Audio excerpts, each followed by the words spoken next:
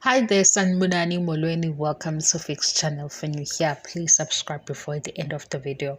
And for returning, thank you for love and support. I appreciate you. Using the same guy, not handling the same. Ufikele kumacelo noSipho yetshintshi. Sizazo ikhuluma indaba yaNoSipho noSibindi ngale ndlela yakuzingane zesithembu. Kodwa simbambe ku-episode yokugcina Thando Nesithembu ukuthi nawo umpumelelo esejika manje. Sethi khona intombi nto.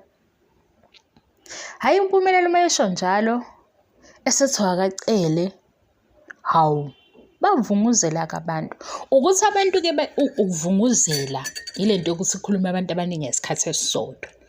Manje ngoba abantu abaningi bekhuluma ngesikhathi esisodwa abanye bathi indaba enetshitshi. Abanye bathi hayibo ucele wayicele. Yabo. Mina lento enivunguzelayo ukuthi angazi ukuthi why nikhombe KZN, angazi futhi ukuthi nazi kanjani ukuthi ngempela KZN iyenziwa le ndaba. Ike lento yavunguza la kwezinkundleni zokuxhumana ngala ku TikTok. Kwanohlobo lobhuti abavezwayo onendaba kadadewethu enye eyababuhlungu ngeke ngiyibalekele ngoba ke manje ithinta umphefumulo, indaba engeyinhle nengayiboni ukuthi singayibala. Ake ngibale le yasenkundleni zokuxhumana. Kwathiwa khona labo bhuti abane-uniform ethile, banohlobo oluthile ley'moto abahamba ngazo. Kutholakala ukuthi-ke lapho bhuti basondela eduze kwamatshitshi. Baze nje impela bewasponse amatshitshi, bewatholele ngisho iy'ndawo zokuhlala ey'seqophelweni eliphezulu ngoba kunamandla alapha kumatshitshi. Ndlela thile shuthi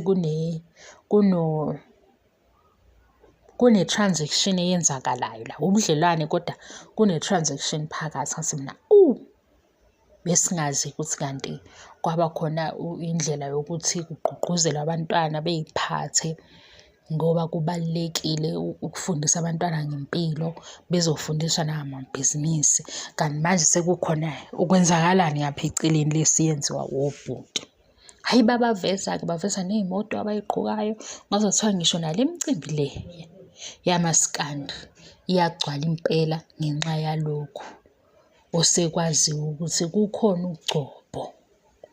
Mina-ke guys ngidaswe ukuthi u-social media nabantu abatholakala ku-social media abakhuluma lezi ndaba futhi ngeke ngize ngibakhombele ukuthi bahlalaphi nabo futhi mase singathi ukuthi awuveze le nyanga eyathi yikho lokhu. Zikhona-ke vele iy'nyanga sesiy'thola lapha ku-YouTube. Ziningi iy'nyanga kuley'nsuku, aziningi iy'nyanga, aziningi iy'nyanga zikhuluma lapha ku-social media. Lapha ku-social media khona eyazi enye inyanga yathi nje maye-yellow bone khona. Hawu. Mina ngazi ngathi le nyanga le indaba engathi hambe yayolunga kuThando Nesithembu yasabuya yazosixoxela le nto le esixoxela yona. Hhayi-ke lo gqobhoko okuthiwa unamatshitshi ukuthi kune-transaction. Thiwa itshitshi imali ikhona nezinto zibaningi. Mina ngiyazi-ke leyo nto ngoba izwakala ifana nenganekwane nje angiyazi. Kodwa kune-movie guys. Hayibo mina yazi ngilobo ngimangala ukuthi ngempela abantu ngempela baxoxa izinto ezenzeka kuma-movie nalabo ababhala ama-movie bayithatha lezi zinto.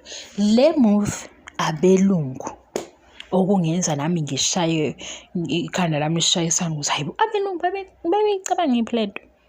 Kule movie kunoguy olandela intombazane ngoba le ntombazane iyintombi nto itshitshi.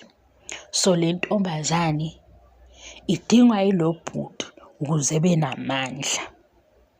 Kule movie ke lo bhuti unayo i-girlfriend kodwa manje useyahlehla kwi-girlfriend ngoba i-girlfriend ayizukwazi ukufeza le purpose ayifunayo, uselandela lo.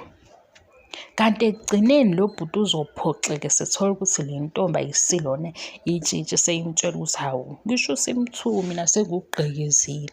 Hayi Kodwa yangihlala le nto, ukuthi le movie ngayibuka kudala, yangihlala le nto ngayibuza ukuthi, uyabo kukhona ukubuka imuvi uy'buza ukuthi le nto iyenzeka ngempela noma ayenzekini, ngoba i-storyline sakhona sinale ndawo yokuthi uthinteke ukuthi hayibo, what if khona izinto ey'nje ngempela emhlabeni, izinto ezenzakalayo lezi. Ngithi siyazi ukuthi amanye amamuvi anamanga, kodwa leya yangithinta ukuthi bathini kithi abelungu. Wayehamba-ke lo guy eye la yakhona befike bemtshele ukuthi hhayi, mayithole nje intombi izinto zakhe zizolunga. Namandla akawafunayo, nesithunzi asifunayo, wathola nje intombi. Hhayi-ke waqala ukuhlehla kwi-girlfriend yakhe, walandela lo asembonile ukuthi uyintombi nto.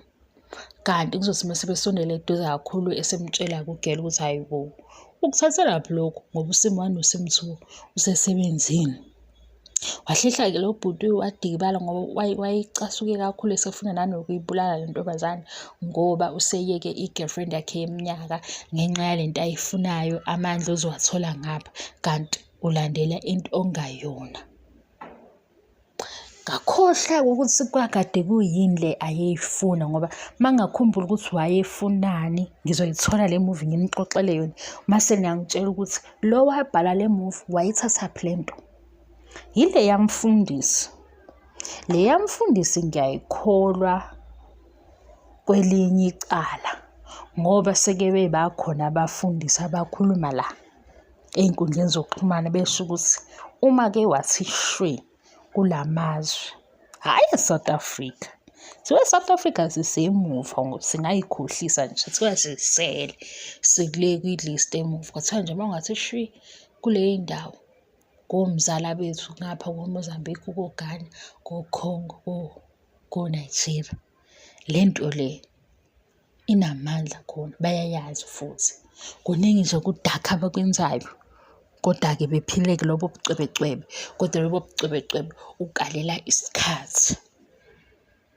Nina yini-ke enenze nisole ingane encane kanje ukuthi isengayinikela kulolu hlobo lwempilo? Ngoba phela manje ngiyanibona nami lokhu enikushoyo sengithi hayibo, yindaba yini lemphoqa, yini lemphusha ukuthi enze kanje? Nibona ukuthi usengayinikela kule mpilo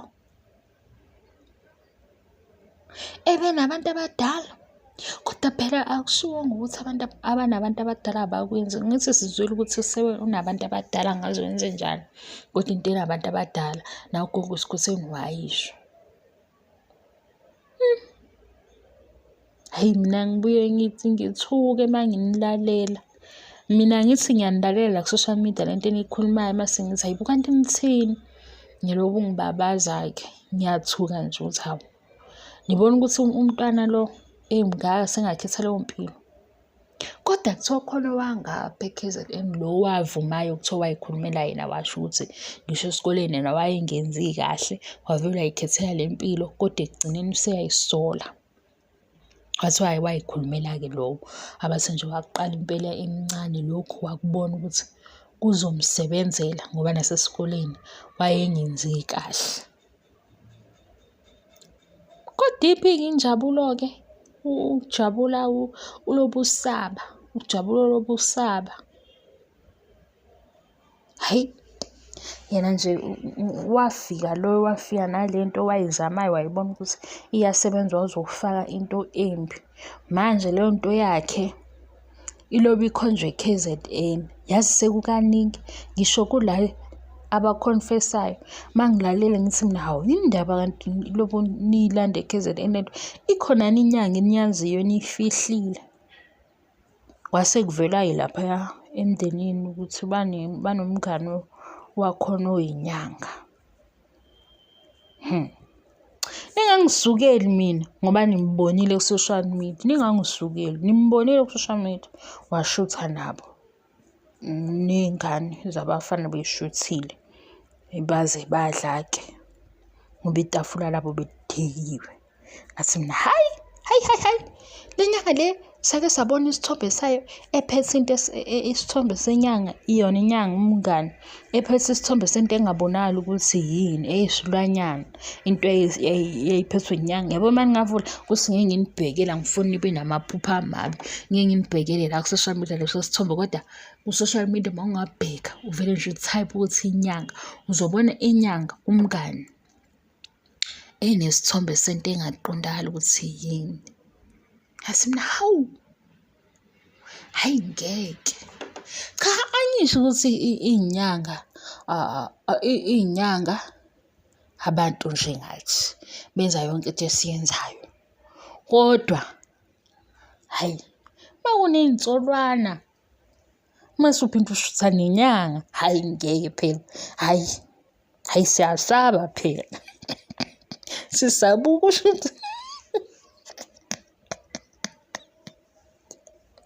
cha, kodwa-ke asikhulumeni iqiniso. Noma kungathiwa umalume wakho abantu bamsola ngento ethile, mase umalume wakhe sekuthola athi umngani nenyanga, ungathini wena? Mhlawumbe ubaba omdala wakho esolwe, nawe uzuy'buza ukuthi ngabe ubaba omdala ngempela izinto uyazenza noma akazenzini, awazi. Esikhaleni nangu umngani ubaba omdala yinyanga. Ha? Ungafikelwa ubuthongo? Ungambuza ubaba omdala ukuthi kodwa phela asicwasani, ngoba nizothi yimi ocwasayo, asicwasani. Ukuthi nje yabo njengey'gebengu ngeke usondele yabo eduze ney'gebengu, ngoba iy'gebengu nawe ungase ube namachaphazelo ukuthi umngani wey'gebengu. Inyanga iphethe into encane ngoplastiki, yini le nto encane lapha esithombeni kuplastiki. Anaze nisibone leso sithombe, khona isithombe esinento encane ekuplastiki omnyama. Ngathi ngeke ngiyifune iy'thombe zale nyanga, ngathi nginifunele iy'ndaba, ngiyaluza-ke ngibheke ku-social media, ngibheke iy'ndaba-ke. Mangithi-ke phela ngithayiphe igama lenyanga, ngifune iy'thombe zenyanga-ke ukuze nginifakele, ngithi nangu umngani wami. Ho, khona into eplastiki emnyama, khona nalapha enye engathi bayikhiphe emanzini, ngathi ayike into enjani le, ngayeka-ke. Namanje ningangidlayi, angifuni le nyanga izithi le ntombazane le ikhuluma ngami, ayisifune. Kusami niyothini, sengihlangane nomqondo.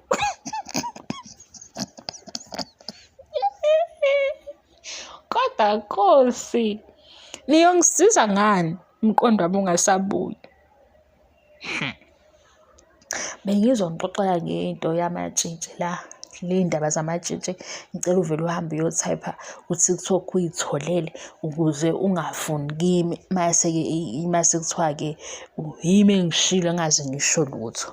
Angaze ngisho lutho mina ngabona ku-TikTok, ngabona nje futhi khona nomunye umshado abesisanda kuwubona nakhona bathi we, amatshitshi awazi. Ngathi mina awu, yaze kuzokoniwa-ke into yakaZulu inhle kanje ngalezi y'ndaba ey'lokhu ziphephezela eduze kwamatshitshi, ama-romance. Lezi y'ndaba ey'lokhu uy'zungeza ngamahlebezi. Hawu, kodwa bona sebengasona mase bebe nomngani wey'nyanga. Hhayi, kodwa ngoba kwathiwa akwenziwe eSouth Africa asikwazi, sesime ngalokho. Athiwa khohlwa eSouth Africa, kodwa thiwa uma uy'misele usugwinyitsha hambe eMozambique. Hhayi-ke, hayi mina ngibuye ngisabe bakithi. Uma ngiyilalela lezi ndaba ngibuye ngiy'buze ukuthi bona abantu laba ehlangana nabo endleleni abantuni. Hhayi, bengiyisinazi Nkosi yami ukuthi kwenzakalani, ngoba ayikho umuntu ozobhala ukuthi wahamba wabuya nento, akekho. Akubhalwe ndawo, asazi.